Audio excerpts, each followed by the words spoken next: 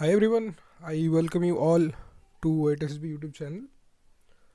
So in this particular video, we are gonna talk about one of the most important topic which is gonna come and which have come many times in CDS and NDA exams.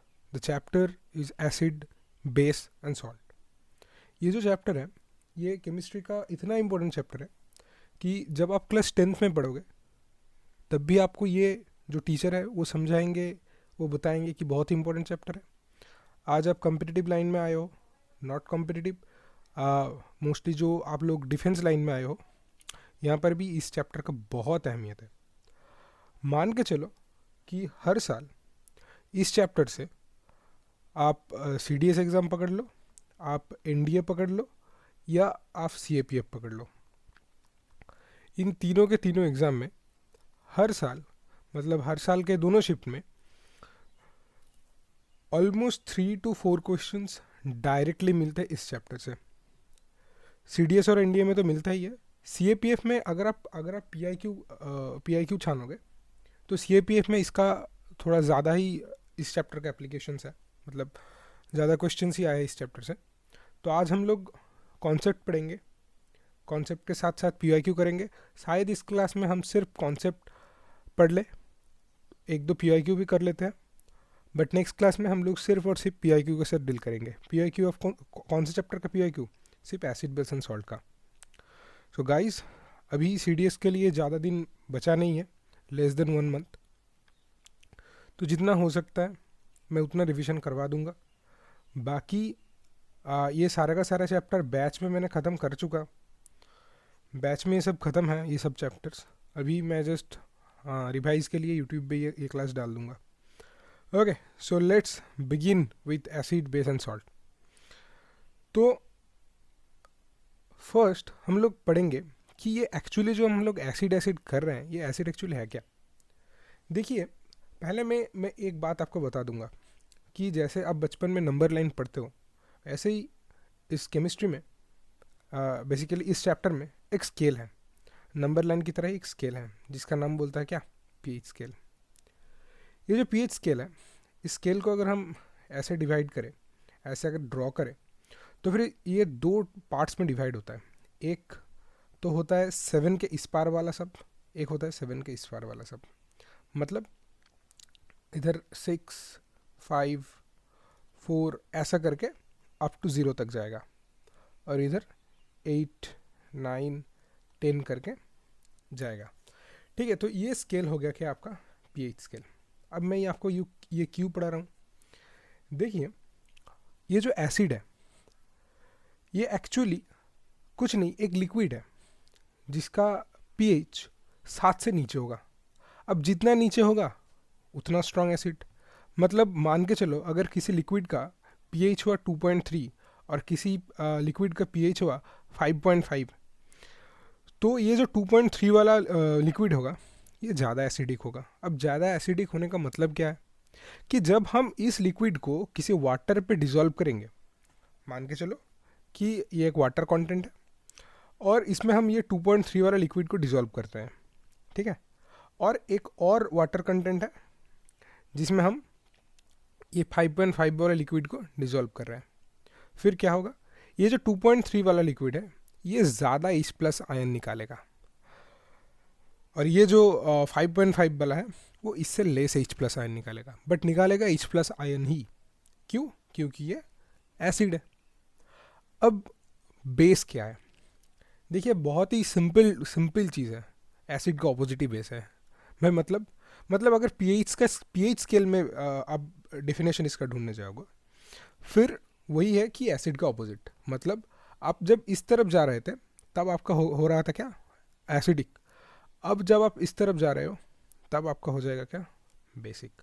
मतलब वही same कि एक liquid है जिसका pH 7 से ज़्यादा है. मतलब अगर दोनों लिक्विड लिया मैंने, एक का पीएच है 10, एक का पीएच है 8, तो ये कौन सा ज़्यादा बेसिक होगा? 10 वाला. ठीक है, सेम कॉन्सेप्ट एसिड की तरह. अब एसिड दे रहा था क्या? H+ ion. अब ये जो बेस है ये क्या देगा? OH- ion. ये कैटायन एनायन वाला कॉन्सेप्ट है. ठीक है, अब बात यह है कि हम लोग पहचानेंगे कैसे कि कौन सा एसिडिक है या कौन सा बेसिक है। अब मान के चलो कि हम उंगली डुबा के या टेस्ट करके तो हम नहीं पहचान सकते ना। क्यों? क्योंकि मान के चलो अगर किसी लिक्विड का पीएच है जिसका पीएच मान के चलो 2.3 3.4, अब इसमें आप अपना उंगली डालोगे तो भाई जो उंगली है वो तो पिघल जाएगा ना, हड्डी निकल जाएगा। कभी कभी हड्डी भी पिघल जा सकता है। तो हम हाथ डाल के तो ये टेस्ट नहीं कर सकते।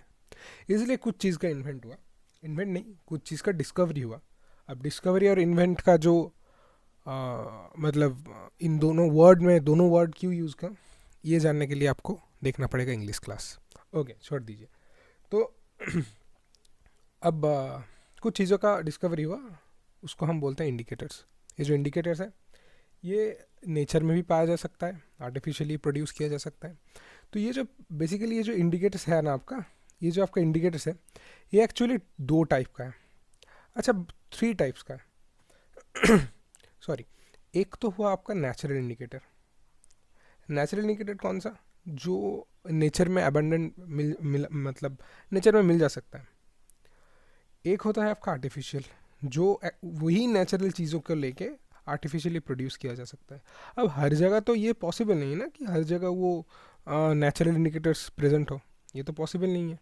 तो इसलिए आर्टिफिशियल इंडिकेटर्स को प्रोड्यूस किया गया। और एक चीज़ है जिसको हम बोलते हैं ऑल्फैक्टरी इंडिकेटर। ये एक्चुअली क्या है? ये जो ऑल्फैक्टरी इंडिकेटर है ये बहुत इंपॉर्टेंट टॉपिक है, और ये ना इस टॉपिक से ना डायरेक्ट क्वेश्चन पूछा जा चुका है। ये जो ऑल्फैक्टरी इंडिकेटर है कुछ नेचुरल इंडिकेटर ही है। ये काम कैसे करता है? अगर इसमें एसिड या बेस गिरा और एसिड या बेस में इसको डुबोया गया तो फिर ये अपना स्मेल को चेंज कर देता है। दैट्स वाई हम इसको ऑल्फैक्टरी इंडिकेटर बोलते हैं। अब हम पहले ना आर्टिफिशियल इंडिकेटर्स को पढ़ लेते हैं। ये जो आर्टिफिशियल इंडिकेटर्स है इसमें एक है लिटमस पेपर, आप लोग लैब में देखे होंगे। ओके, जो भी साइंस वाला स्टूडेंट हो, बिना साइंस वाला फिर छोड़ दीजिए, जो टेंथ में जिस स्कूल में लैब का फैसिलिटी था उन सब स्कूलों में आप लोग लिटमस पेपर देखे होंगे। ये फेनोल्फ्थेलिन टाइट्रेशन वाला टेस्ट वाला फेनोल्फ्थेलिन है, इसको भी आप लोग देखे होंगे। तो ये जो इंडिकेटर्स है 3 टाइप का, मतलब 3 जनरली यूज्ड इंडिकेटर्स है। एक तो लिटमस पेपर है, एक तो मिथाइल ऑरेंज है, एक तो फेनोल्फ्थेलिन है। ये जो लिटमस है ना, ये किस चीज़ से ऑब्टेन किया जा सकता है? ये क्वेश्चन बहुत बार पूछ चुका है इसमें, CDS में, FCAT में भी एक बार पूछ चुका था। तो ये जो लिटमस है ना, ये लाइकेन से निकाला जा सकता है। ये लाइकेन एक्चुअली कौन से फैमिली से बिलोंग करता है? ये जो ना, ये थैलोफाइट फैमिली से बिलोंग करता है। ओके, छोड़ दीजिए। तो ये जो लिटमस है ये कैसे बताएगा कि कौन सा चीज़ एसिड है, कौन सा चीज़ बेसिक है? एक पेपर रहता है, मतलब स्ट्रिप, जो आप लोगों का स्टिकी नोट्स होता है ना, ऐसे टाइप का, वो एक ऐसा टाइप का पेपर आता है जिसको हम बोलते हैं लिटमस पेपर। तो जो लिटमस है इसको अगर हम एसिड में डाल दें, लिटमस को अगर हम एसिड में डाल दें और इधर एक बेसिक का घर करते हैं, चॉक करते हैं इसको, ठीक है। तो ये जो लिटमस को है ना, लिटमस को अगर हम एसिड में डाल दें तो ये अपना कलर चेंज करके रेड कर देता है। ये लिटमस ऐसे बेसिकली ना पर्पल कलर का मिलता है, ठीक है। तो लिटमस को अगर हम एसिड में डाल देंगे तो वो रेड कलर का हो जाएगा। अगर हम उसको बेसिक में डाल देंगे तो फिर इसका कलर चेंज होकर ब्लू हो जाएगा, ठीक है। मतलब इधर एक पॉट है जिसमें कोई लिक्विड है जिसका pH मान के चलो 3 है, तो 3 होने से ये क्या हो जाएगा? ये एक्चुअली है एसिडिक। अब इसमें अगर हम लिटमस पेपर को डाल दें, फिर लिटमस पेपर को निकालें, फिर थोड़ा देर उसको इन एयर रखें 5 to 10 सेकेंड, तो फिर इसका कलर चेंज होकर क्या हो जाएगा? रेड हो जाएगा, ठीक है। ओके, एक और इंडिकेटर है जिसका नाम है आपका फेनोल्फ्थेलिन। ये जो फेनोल्फ्थेलिन है ना, फेनोल्फ्थेलिन, तो फेनोल्फ्थेलिन को अगर हम एसिड में डाल देंगे तो फेनोल्फ्थेलिन एसिड में डालने से कलरलेस हो जाएगा, इसका कलर ही उड़ जाएगा। Phenolphthalein is not a paper, it's a liquid, okay. और फिर अगर हम इसको बेस में डालेंगे तो ये पिंक हो जाएगा। टाइट्रेशन में किए थे ना आप लोग, okay. And the last thing that is methyl orange. Methyl orange का क्या चेंज होता है? मिथाइल ऑरेंज को सेम अगर हम एसिड में डालेंगे तो मिथाइल ऑरेंज का कलर चेंज हो जाएगा रेड। हम बेसिक में डाल दें इसको तो फिर क्या होगा? तो फिर इसका कलर चेंज हो जाएगा येलो। समझ में आया व्हाट इज़ इंडिकेटर और आर्टिफिशियल इंडिकेटर्स को हम कैसे यूज़ करते हैं? Okay, now let's move to our next slide. इसमें अच्छा, ये तो हम पढ़ चुके हैं कि इंडिकेटर्स को जो टाइप है, इंडिकेटर्स टू टाइप का है। एक तो नेचुरल इंडिकेटर, आर्टिफिशियल इंडिकेटर और ऑल्फैक्टरी इंडिकेटर। आर्टिफिशियल इंडिकेटर के बारे में हम लोग सब कुछ पढ़ चुके हैं। ठीक है, अब क्वेश्चन कैसे आता है? क्वेश्चन आता है ऐसे कि क्वेश्चन में आपको डायरेक्ट पूछ देगा कि एक तो क्वेश्चन आ सकता है कि ये जो लिटमस पेपर है, ये लिटमस पेपर को हम लोग कहाँ से ऑब्टेन करते हैं, तो फिर आपको बोलना पड़ेगा क्या, लाइकेन से। ओके, फिर पूछ सकता है कि लाइकेन कहाँ से मिलता है, मतलब लाइकेन कहाँ से बिलोंग करता है, तो फिर आपको बोलना पड़ेगा क्या, थैलोफाइट है। ओके, थैलोफाइट प्लांट है। फिर पूछ सकता है कि मान के चलो लिटमस पेपर को हम लोग एसिड में डालें तो क्या कलर होगा, या फिर स्टेटमेंट बेस्ड क्वेश्चन पूछ सकता है कि which one of this is not true और which one of this is false, ऐसे करके पूछ सकते हैं। फिर वो दे देगा क्या कि लिटमस को हम अगर एसिड में डालें तो इसका कलर ब्लू हो जाएगा। ठीक है, ऐसा क्वेश्चन दे सकता है। फिर आपको वो ऑप्शन के ज़रिए एलिमिनेट करना पड़ेगा। Okay, now let's read about natural indicator. ये एक्चुअली है क्या? ये सेम चीज़ करता है आर्टिफिशियल इंडिकेटर की तरह, बट ये जो नेचुरल इंडिकेटर है ये नेचर में मतलब मिल जा सकता है। पेटल ऑफ प्यूटेनिया, हार्डिंगा एंड जेरेनियम, ये कुछ प्लांट का नाम है। प्यूटेनिया मतलब फ्लावर का नाम है, एक प्यूटेनिया, एक हार्डिंगिया एंड एक आपका ये जेरेनियम। तो ये जो तीन प्लांट है, इन तीन प्लांट का ये जो तीन फ्लावर है, इनका जो पेटल्स है ये भी ऐसे काम करता है। ठीक है, फिर रेड कैबेज लीफ, जो लाल कलर के कैबेज होता है ना, एक टर्मरिक। ठीक है, टर्मरिक मतलब क्या, हल्दी। तो ये सब काम करता है एज ए इंडिकेटर।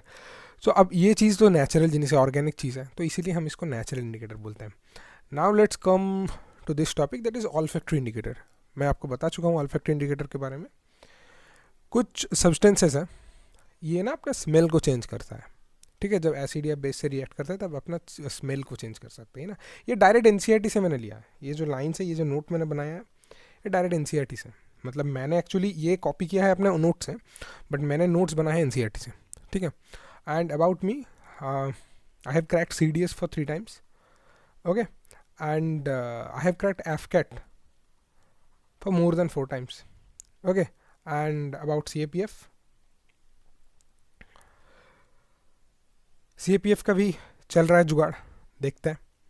बाकी मैं AFCAT का मतलब AFCAT 2024 जो होने वाला है, इसका बैच स्टार्ट हो चुका है और CDS का बैच तो चल रहा है। ठीक है, मतलब CDS 1 2024 का बैच तो चल रहा है। ठीक है, तो अगर किसी को क्रैश कोर्स में या हेल्प चाहिए है रिगार्डिंग GS, तो फिर they can reach me out. ठीक है, अभी अभी मतलब ऑफिशियली मैं कुछ हेल्प नहीं कर पाऊँगा, मतलब हेल्प नहीं, मतलब कोई बैच वगैरह में आपको एंट्री नहीं दे पाऊँगा, क्योंकि अभी उसमें वो बैच बंद होने वाला है। जस्ट CDS होगा और ये बैच बंद हो जाएगा। तो नेक्स्ट सेशन के लिए आप लोग you can reach me out. Okay okay, छोड़ दीजिए। तो ये जो ऑल्फैक्टरी इंडिकेटर है, ऐसा देखो बच्चों, एक एक चीज़ है, आप लोगों को जो पढ़ना चाहिए, ठीक है, मतलब क्रैक करना चाहिए। आप कहीं से भी पढ़ लो, यूट्यूब वगैरह पे बहुत सारे टीचर्स अवेलेबल हैं। ठीक है, और बात मानो कि बहुत सारे टीचर्स ऐसे जो कि अपना प्रमोशन के लिए पढ़ा रहे हैं, बट बहुत सारे ऐसे टीचर्स यूट्यूब पे फ्री पे पढ़ा रहे हैं ना, जो मतलब जिसका कंटेंट सच में बहुत बेहतरीन है। भाई मैंने ना जब मैंने 2000, मैं एग्जैक्ट साल याद नहीं कर सकता, तो मेरा फर्स्ट 2 अटेम्प्ट में ना मेरा क्लियर नहीं हुआ था CDS। ठीक है, तो तब मेरे को ना किक पता नहीं था, मतलब पहली बार दिया क्लियर नहीं हुआ, मतलब क्लियर नहीं हुआ, मतलब उस टाइम कट ऑफ शायद गया था 96 मार्क्स, तो मेरा उसके आसपास ही कुछ आया था। सेकंड टाइम भी दिया मेरा, मतलब OTA की बात कर रहा हूँ, सेकंड टाइम में मैं OTA के लिए दिया था, सो सेकंड टाइम में मेरा क्लियर नहीं होता। बट थर्ड टाइम मैंने 2-3 यूट्यूब को फॉलो किया, मतलब मैं उनको भगवान मानता हूँ अभी भी, तो 2-3 यूट्यूबर्स को फॉलो किया, तो उन्होंने जो कॉन्सेप्ट मेरा क्लियर करवाया, उन लोगों का बैच भी था, बट उन लोगों का यूट्यूब का कंटेंट इतना बेहतरीन था कि भाई मेरे को बैच ज्वाइन करना ही नहीं पड़ा।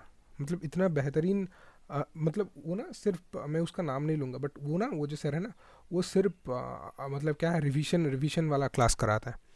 ठीक है, तो मैं जब बस वो रिवीजन वाला क्लास देख के गया, ठीक है, ऑलमोस्ट CDS का प्रिपरेशन तो थोड़ा बहुत था, बट मैं लास्ट CDS के लास्ट 1 और 2 महीने से उनका बस चैनल फॉलो करता गया।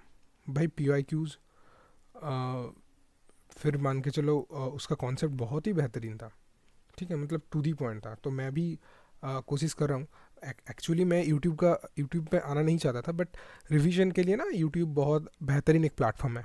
अब बताया टॉपिक तो मैं फिर से रिवीजन नहीं करवा सकता ना बैच में, तो इसलिए ये that's why I choose YouTube, ताकि रिवीजन होता रहे। ओके।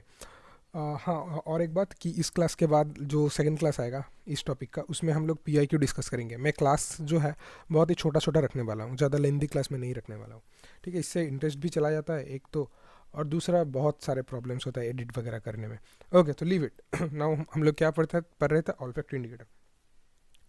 तो बताया तो आप लोगों को कि स्मेल चेंज कर देता है इसका। ये क्या है, वैनिला, ऑनियन, क्लोव पता है ना, लॉन्ग जिसको बोलते हैं, और वैनिला आप लोगों को तो पता ही है, वैनिला फ्लेवर का आइसक्रीम वगैरह खाए होंगे। Okay, now let's move to our next slide. अच्छा, इसमें reaction of acid and metal में एक चीज़ आपको बताना चाहता हूँ कि ये जो एसिड है और ये जो बेस है, ठीक है, इन दोनों को अगर हम मिला दें, मतलब ये दोनों अगर रिएक्ट करें, तो इसको हम क्या बोलते हैं पता है, न्यूट्रलाइजेशन रिएक्शन। ये बहुत ही इंपॉर्टेंट है। मतलब इसमें एक्चुअली प्रोड्यूस क्या होता है, मतलब ये जो न्यूट्रलाइजेशन रिएक्शन होता है, इसमें एक्चुअली प्रोड्यूस क्या होता है, जो न्यूट्रलाइजेशन रिएक्शन है, इसमें एक थोड़ा बहुत सॉल्ट प्रोड्यूस होगा। मैं आपको उसमें ये करा दूंगा, इसका रिएक्शन में करा दूंगा। एक तो सॉल्ट प्रोड्यूस होगा, ठीक है, एक तो सॉल्ट प्रोड्यूस होगा, और दूसरा वाटर आएगा। फॉर एग्जाम्पल मैं आपको बहुत ही बेहतरीन एक एग्जाम्पल से बता देता हूँ। एक बेस है NaOH, ओके, और एक एसिड है जिसका नाम है HCl, ठीक है। तो ये दोनों अगर रिएक्ट करें, अच्छा इसको छोड़ो, इधर लिखते हैं NaCl प्लस HCl, अगर रिएक्ट करें तो प्रोड्यूस क्या होता है, पहले तो प्रोड्यूस होता है, my bad boys, my bad, ये क्या लिख रहा हूँ यार, देखो NaOH प्लस HCl, ये प्रोड्यूस क्या करेगा, ये NaCl प्रोड्यूस करेगा, और क्या प्रोड्यूस करेगा, H2 प्रोड्यूस करेगा। मतलब जो न्यूट्रलाइजेशन रिएक्शन है, ये प्रोड्यूस एक्चुअली करता क्या है, सॉल्ट प्रोड्यूस करता है और साथ में वाटर प्रोड्यूस करता है। ये हो गया आपका न्यूट्रलाइजेशन रिएक्शन। छोड़ दीजिए, अभी उसको हम बाद में डिटेल में पढ़ेंगे इसी क्लास में। Okay, now let's read about it. Reaction of acid with metal and it's carbonate. जो एसिड जो रिएक्ट करता है, एसिड अगर मेटल से रिएक्ट करेगा, एसिड अगर किसी भी चीज़ का मेटल में रिएक्ट करेगा तो प्रोड्यूस क्या करेगा, सॉल्ट प्रोड्यूस करेगा, और साथ में हाइड्रोजन गैस प्रोड्यूस करेगा। ओके, अच्छा, अगर हम लोग वो ले लें, हम तो ये मेटल के साथ रिएक्ट करवा चुके हैं, अभी हम लोग मेटल कार्बोनेट ले लें, तो मेटल कार्बोनेट से रिएक्ट करके क्या प्रोड्यूस करेगा। अगर मेटल का कोई कार्बोनेट हो या कोई हाइड्रोजन कार्बोनेट हो, एसिड के साथ रिएक्ट करेगा, तो फिर वो प्रोड्यूस करेगा क्या, सॉल्ट प्रोड्यूस करेगा, और प्रोड्यूस करेगा कार्बन डाइऑक्साइड, और प्रोड्यूस करेगा क्या, और प्रोड्यूस करेगा वाटर। तो ये एक्चुअली क्या कब करता है, ये जब कोई metal carbonate reacts with acid. ये नॉट ओनली मेटल कार्बोनेट, अगर मेटल का हाइड्रोकार्बोनेट भी हुआ, हाइड्रोजन कार्बोनेट भी हुआ, तो भी ये प्रोड्यूस करता है, ठीक है। अच्छा, इधर तो लिखा है metal carbonate reacts with acid and produce salt, carbon dioxide and water. ये बहुत ही सिंपल चीज़ है यार, इसमें ज़्यादा उसमें वो समझने वाली कुछ बात है नहीं, ठीक है। चलिए आगे मूव करते हैं। बेस पढ़वा चुका हूँ यार कि it produce OH negative ion with dissolve and when dissolve in water, मतलब वो जो आप पहले ही पढ़ा चुका हूँ ये, ठीक है। बेस को एल्कलाइन बोला जाता है, ठीक है। एक बहुत ही बचपन का एक बहुत ही फेमस क्वेश्चन है कि वो जो है ना कि all alkali are alkaline but all alkaline are not alkali, यही चीज़ समझ लो आप। देखो कुछ बेस होता है जो वाटर में डिजॉल्व हो जाता है। अब वाटर में डिजॉल्व हो गया तो हम जो बेस वाटर में डिजॉल्व होता है, मतलब जिसका कैरेक्टरिस्टिक्स ऐसा है कि ये वाटर में डिजॉल्व हो सकता है, फिर हम उसको बोलते हैं क्या, एल्कलाई। क्या बोलते हैं उसको हम, एल्कलाई। अब जो बेस रिएक्ट नहीं होता वो नॉर्मल बेस है, भाई जो रिएक्ट होता है वो एल्कलाई है, ठीक है। तो इसीलिए हम बोलते हैं कि ऑल एल्कलाई और एल्कलाइन, मतलब जितना भी, मान के चलो कि ये एक कैटेगरी है, ठीक है, बेस का, और ये एक चीज़ है। अब जो ये वाटर है, अब जो वाटर में डिजोल्व हो गया उसको हम लोग बोलेंगे क्या, एल्कलाई, और जो नहीं हुआ उसको हम बोल देंगे क्या, नॉर्मल बेस।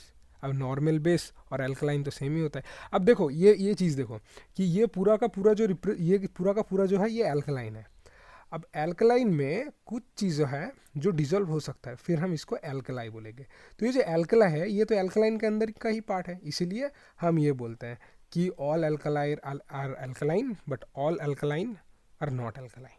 ठीक है, basically soluble in water is called alkali. बहुत सिंपल चीज़ है यार, बहुत सिंपल चीज़ है, बहुत प्यारा टॉपिक है यार। इसमें पढ़ोगे ना आप डायरेक्ट क्वेश्चन आपको मिल ही जाएगा, मतलब 2-3 तो मिल ही जाएगा, हर शिफ्ट में आता है। और बहुत ही पिद्दू पिद्दू सा क्वेश्चन आता है यार, मतलब पूछ लेगा।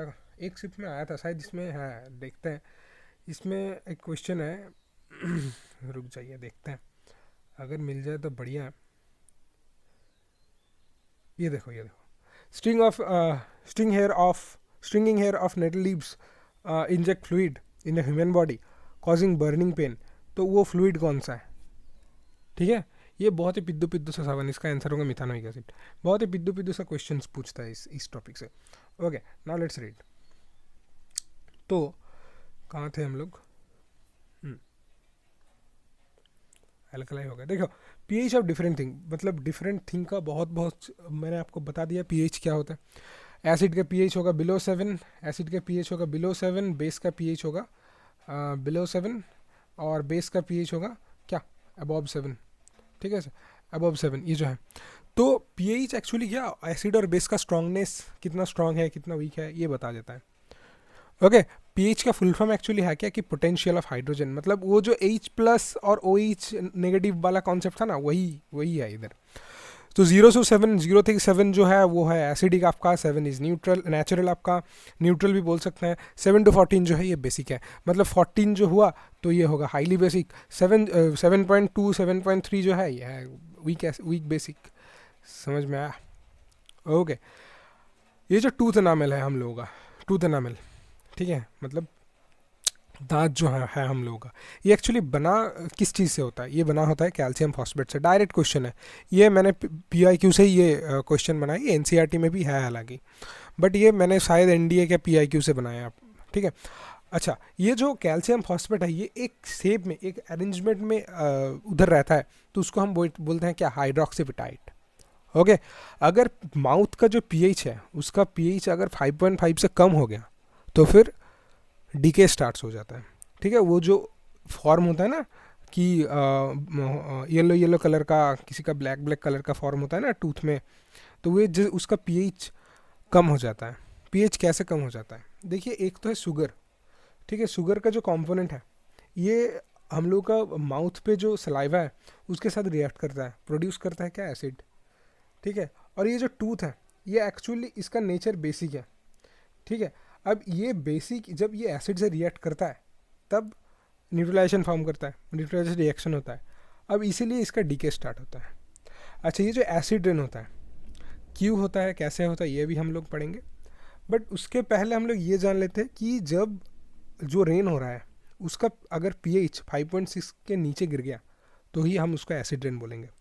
ठीक है, सल्फर डाइऑक्साइड है, एक नाइट्रोजन डाइऑक्साइड है, ये एसिड रेन का मेन कंपोनेंट होता है। प्रोड्यूस कैसे होता है sulphur dioxide nitrogen dioxide? Batch में पढ़ा चुका हूँ यार, अभी ये कंप्लीट करना है ना। ओके, कुछ एसिड्स है जो नेचुरली कुछ प्लांट्स के या एनिमल्स में पाए जाते हैं। ठीक है, तो इनको हम लोग बोलते हैं क्या? Natural acids. एक है HCl जो आपके पेट में भी अभी है। अब हम लोग पढ़ेंगे क्या? Natural acids. Natural acids actually है क्या? देखिए, कुछ एसिड्स हैं जो एसिड नेचुरली मिल जाता है एटमॉस्फेयर में, नेचर में। ओके, इन सब को हम लोग बोलेंगे क्या? Natural acid. मतलब किसी, मान के चलो किसी प्लांट में अगर मिल गया, मान के चलो किसी एनिमल के अंदर मिल गया, किसी एंट्स वगैरह मिल ही जाता है। ठीक है, तो उन सब को हम लोग बोलेंगे क्या? Natural acids.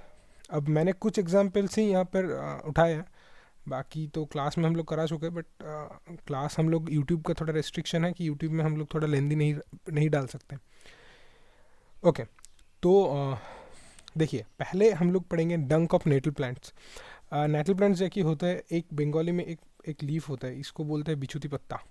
ओके, तो इस पौधे को अगर तुम, इसका जो ये है लीव्स है, तो इसका इसका लीव्स के अगर आप हाथ लगाओगे ना तो हाथ पे बहुत इचिंग होगा, मतलब बहुत देर तक इचिंग होता है। तो एक्चुअली उसमें उसमें होता क्या है, उसमें होता है मिथानोइक एसिड। ओके, एक होता है फॉर्मिक एसिड, वो भी है। नेक्स्ट ये जो विनीगर है, विनीगर जो आप लोग खाते हो, नूडल्स वगैरह पे देते हो, अचार वगैरह बनाने के लिए जो विनीगर यूज़ करते हो, उसमें होता है एसिडिक एसिड। कितना कितना अमाउंट में होता है, मान के चलो आपके पास अगर 1 लीटर वाटर है तो उसमें 2 to 3%, उसका 2 to 3% ही आपको मतलब एसिडिक एसिड डालना होगा। ठीक है, फिर वो उसको हम बोलेंगे क्या, विनीगर। ये जो टमाटो है, ये क्वेश्चन डायरेक्टली पूछा गया है, टमाटो, ये PYQ है आपका। टमाटो जो है, इस टमाटो में रहता है क्या, oxalic acid. Next spinach, spinach में भी होता है ऑक्जेलिक एसिड। एप्पल, एप्पल में होता है मैलिक एसिड। ठीक है, नेक्स्ट है जो आंवला, आंवला में होता है एस्कॉर्बिक एसिड। ठीक है, आंवला में विटामिन सी बहुत रिच्ड होता है इसमें। आजकल तो बहुत पॉपुलर है ये आंवला, क्योंकि बाल झड़ने लगा है ना, फूड में अडल्ट्रेशन हो रहा है, फूड अडल्ट्रेशन छोड़ के बहुत तला हुआ चीज़ खाने लगे हैं, तो इसलिए आंवला बहुत ट्रेंडिंग में है। तला हुआ चीज़ खा रहा है और इधर आंवला खा रहा है कि हमको लीवर ठीक करना है, हेयर ग्रोथ बढ़ाना है। तो आंवला में होता है क्या, विटामिन सी। विटामिन सी का जो विटामिन का चार्ट है वो भी मैंने यूट्यूब पर डाल के रखा है, विटामिन वाला क्लास जो है। मतलब इसमें विटामिन का पूरा विटामिन, वो जो AD से लेके, मतलब वो जो कीड़ा वाला है, कीड़ा वाला विटामिन, CV वाला विटामिन, मतलब ये है एसिड में सॉल्यूबल, ये है सॉरी फैट में सॉल्यूबल, ये है वाटर में सॉल्यूबल। ये वाला चीज़ हम लोग पढ़ चुके हैं। ठीक है, तो ये जो है आंवला, आंवला में होता है क्या, विटामिन सी रिच होता है। नेक्स्ट पढ़ेंगे क्या, ब्राइन। ये ब्राइन बहुत ही सिंपल चीज़ है यार।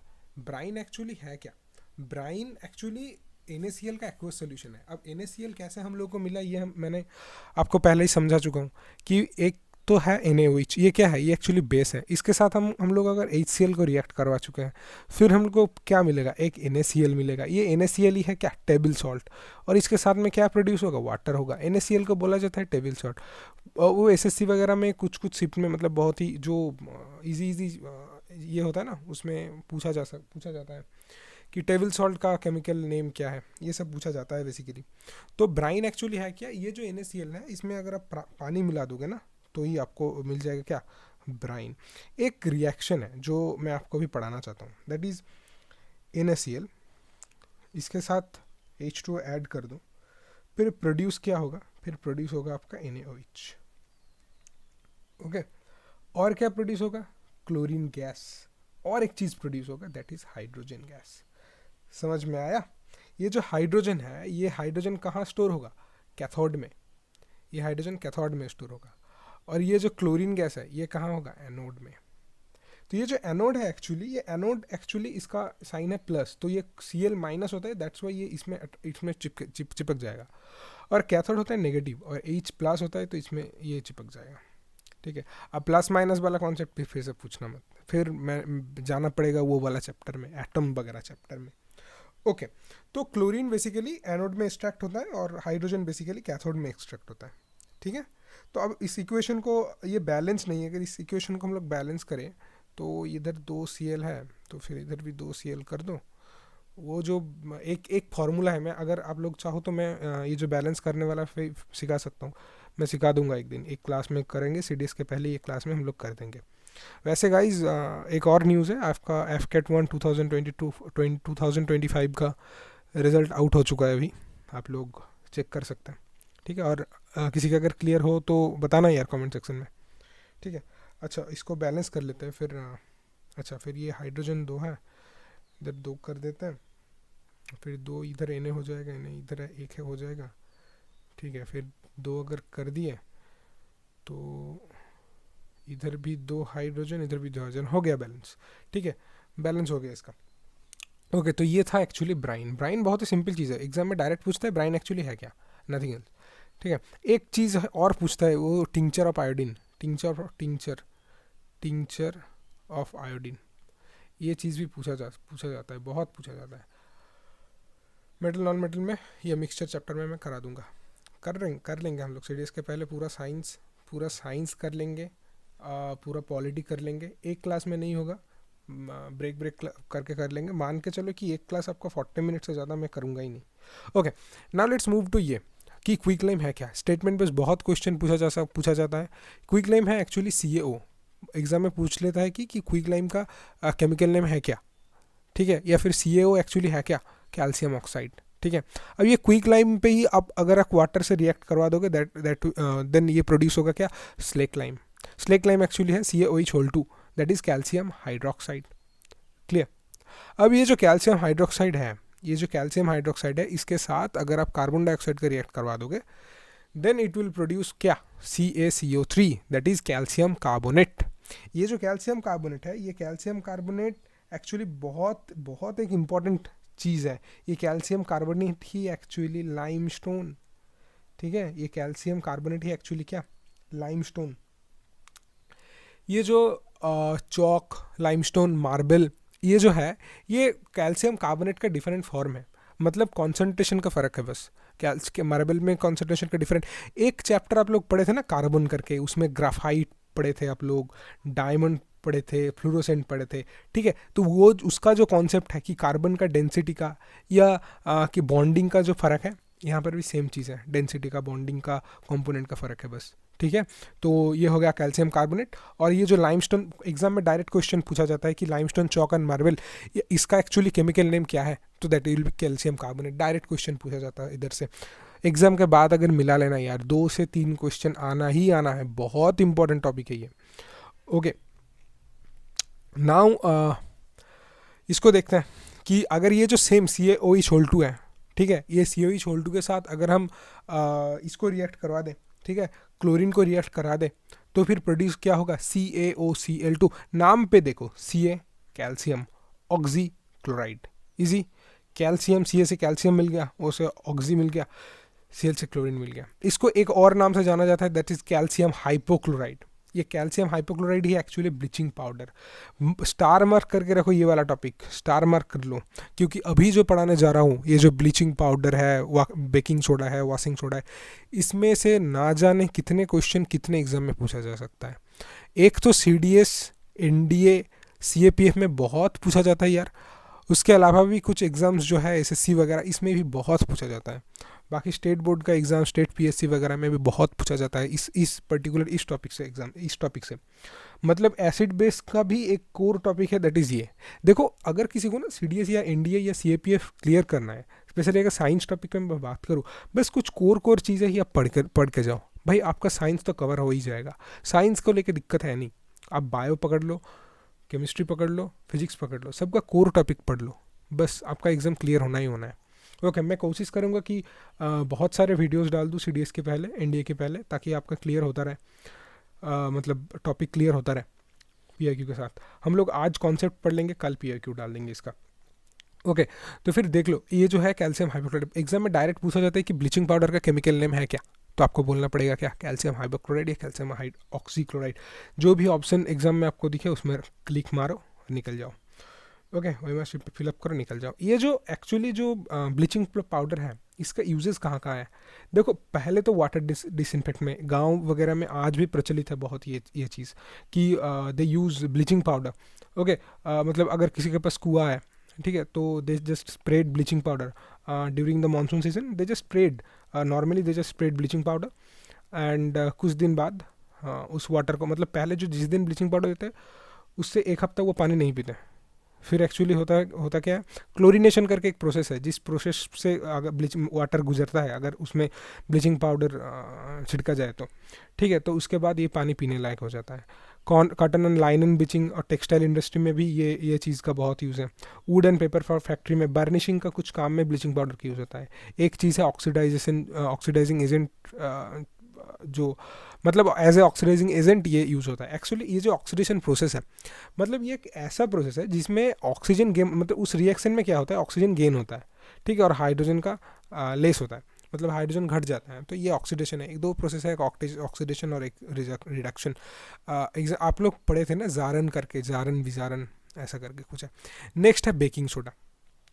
ये जो बेकिंग सोडा है ये बनता कैसे है, NaCl लिया जाता है पहले, उसके साथ NH3, उसको अगर वाटर और उसमें कार्बन डाइऑक्साइड गैस उसके अंदर दिया जाए तो प्रोड्यूस होता है एक NaHCO3 और एक प्रोड्यूस होता है NH4Cl। ये जो NaHCO3 यही है आपका क्या, बेकिंग सोडा। ठीक है, बेकिंग सोडा। तो इसका जो केमिकल नाम है, इसका केमिकल नाम एक्चुअली है क्या? That is sodium hydrogen carbonate. ठीक है, सोडियम हाइड्रोजन कार्बोनेट। आसान से याद रखो यार, ठीक है। तो और ये जो चीज़ है NH4Cl, इसका बाय प्रोडक्ट है। तो NH4Cl का नाम क्या है? Ammonia chloride. हो गया, सिंपल चीज़, अमोनियम क्लोराइड, बहुत ही सिंपल चीज़ है, ठीक है। अच्छा, ये जो NaHCO3 है, मतलब ये जो बेकिंग सोडा, इसका यूज़ कहाँ कहाँ यूज होता है? As a antacid, as antacid. अब ये बहुत ही इंपॉर्टेंट चीज़ है यार, एज एंटासिड ये कैसे यूज़ होता है, मतलब क्यों यूज़ होता है? देखो, मान के चलो ये आपका स्टोमक है, दिस इज योर स्टोमक, कुछ ऐसा ही सेव होता है इसका, ठीक है। अब इस स्टोमक में आपका भरा रहता है क्या? HCl। अब मान के चलो घर में आपका बहुत ही मतलब बहुत ही डिलीशियस कुक हुआ है, चीज़ कुक हुआ है, तो आप लोग दबा के खाएं। अब जितना दबा के खाओगे ये HCl उतना सीक्रेट होगा। क्यों? जो खाना आप लोग खाए ना उसको डिसॉल्व करने के लिए। हो गया। अब इसका जो वेपर है, HCl का जो वेपर है, ये क्या होता है एक्चुअली पता है? ये जो ऑसोफेगस है, ये ऑसोफेगस के थ्रू ऊपर जाता है, ठीक है। और डकार वगैरह होता है, आपका चेस्ट में थोड़ा वो जो पेन होता है, तो तब अब ये HCl एक्चुअली है क्या? एसिड, ठीक है।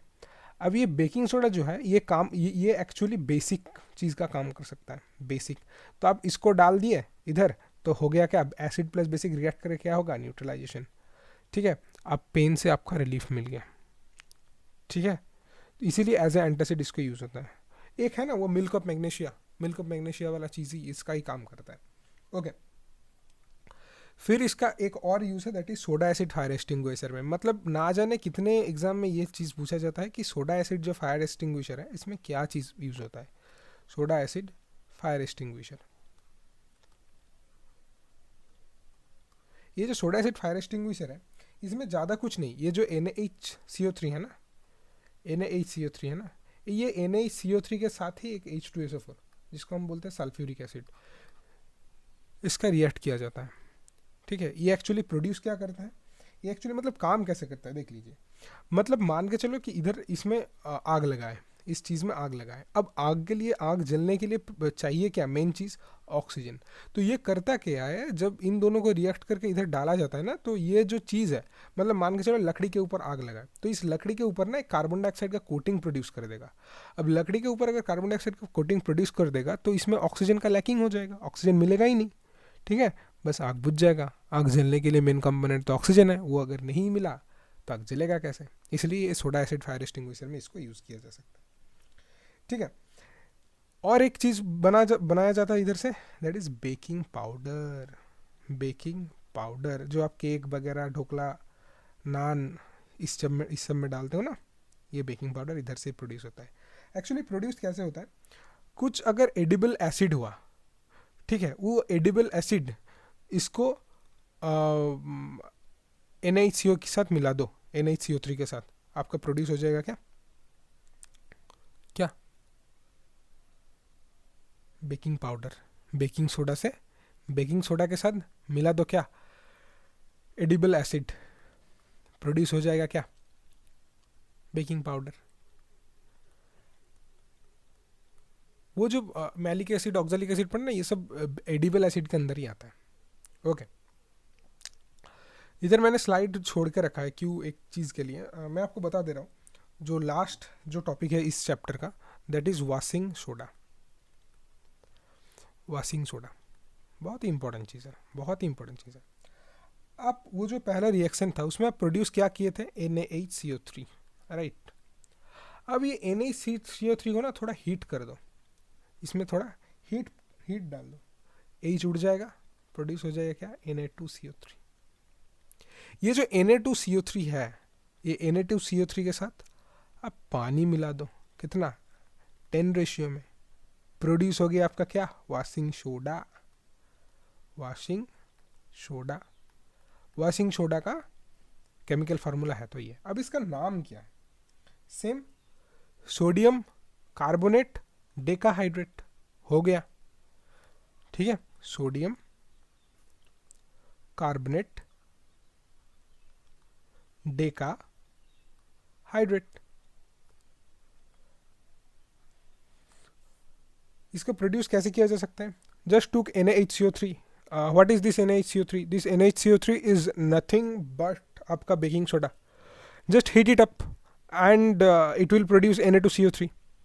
Okay, and then add 10 ratio water, then it will produce sodium carbonate decahydrate, and this sodium carbonate decahydrate is the chemical name of washing soda. So इसका यूज़ कैसे किया जा सकता है? देखो, पहले तो वॉशिंग करने के कपड़े जो ये है इमल्सिफिकेशन प्रोसेस से ये धूल वगैरह डार्ट वगैरह निकालता है, ये तो एक बेसिक चीज़ है। सेकेंड थिंग इसका यूज़ है बहुत ही इंपॉर्टेंट एक चीज़ में, दैट इज़ ये परमानेंट हार्डनेस को रिमूव करता है। वाटर का जो परमानेंट हार्डनेस है उसको रिमूव करता है ये।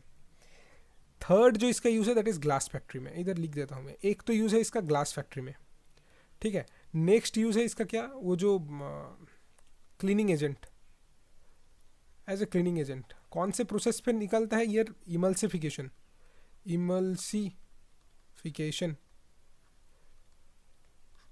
एक बार रीड कर लेना व्हाट इज इमल्सिफिकेशन, बहुत आता है क्वेश्चन में। नेक्स्ट जो है दैट इज बोराक्स प्रोड्यूस करने में, बोराक्स करके एक कंपोनेंट है उसको प्रोड्यूस करने में, ये बोराक्स ग्लास फैक्ट्री में यूज होता है, ठीक है।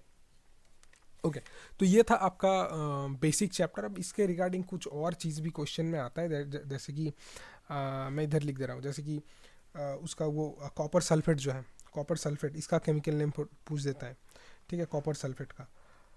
ओके, और एक चीज़ है आपका वो जो प्लास्टर ऑफ पेरिस है, प्लास्टर ऑफ पेरिस भी सेम है, ठीक है। प्लास्टर ऑफ पेरिस में एक्चुअली वाटर का कंपोनेंट हाफ H2 होता है, ये POP का होता है। ओके, ये सब पूछ लेता है, ठीक है। ओके, तो बता दिया सब कुछ, एसिड बेस सॉल्ट में जितना भी टॉपिक था। अब PYQ में थोड़ा आते हैं। देखो, मैं उधर ही पढ़ा था आपको कि स्ट्रिंग ऑफ हेयर ऑफ नेटलिफ, मतलब उसमें होता क्या एक्चुअली होता है मेथनोइक एसिड, ये डायरेक्ट क्वेश्चन आता है। फिर देख लो ये milk of magnesia used when people suffer from indigestion of food, it is है। ये जो मिल्क ऑफ मैग्नीशिया है, मतलब अब इंडाइजेशन होगा क्यों, मैंने आपको बताया कि HCl है। अब इसको न्यूट्रलाइजेशन करने के लिए चाहिए क्या? इसको न्यूट्रलाइज करने के लिए एक्चुअली चाहिए आपको बेसिक चीज़। अब बेसिक चीज़ जो है वो ही है एक्चुअली मिल्क ऑफ मैग्नीशिया, ठीक है। एक पिंक कलर का बॉटल में आता है ये जनरली, तो ये एक्चुअली है क्या, एक माइल्ड बेस, ठीक है। मिल्क ऑफ मैग्नीशिया एक्चुअली है माइल्ड बेस। ये जो बेस है ना इसका, ये बहुत कोरिसिव इन नेचर होता है, मतलब ध्वंसवाद तक होता है ये, ठीक है। Which are the following naturally occurring acid found in abundance of tomato, मतलब टोमेटो में कौन सा एसिड मिलता है? टोमेटो में ऑक्सैलिक एसिड मिलता है। मैलिक एसिड कहाँ मिलता है? मैलिक एसिड मिलता है एप्पल में। एसिडिक एसिड कहाँ मिलता है? एसिडिक एसिड मिलता है विनीगर में। ये जो टार्टरिक एसिड है, टार्टरिक एसिड कहाँ मिलता है? टामरिन में। टामरिन जो है ना, टामरिन, इमली खाते हो। Okay guys, that's all for today's class. कल हम लोग जो करेंगे, कल हम लोग PYQ कर लेंगे। PYQ जो इस चैप्टर का जितना भी PYQ है उस क्लास में ज़्यादा टाइम नहीं लगेगा, 10 to 15 मिनट का क्लास होगा वो, ठीक है। तो उसमें हम लोग PYQ डिस्कस कर लेंगे सारे का सारा। आज के लिए यही रखते हैं। बाकी अगेन FCAT का रिजल्ट आ चुका है और FCAT का मेरा बैच भी स्टार्ट हो चुका है, ठीक है, FCAT 2 2025 के लिए। So those who are interested contact me here. ये बंद है अभी, ये भी बंद है, इसमें कुछ ना करना, ठीक है। Contact me here. Okay guys, जय हिंद, वंदे मातरम।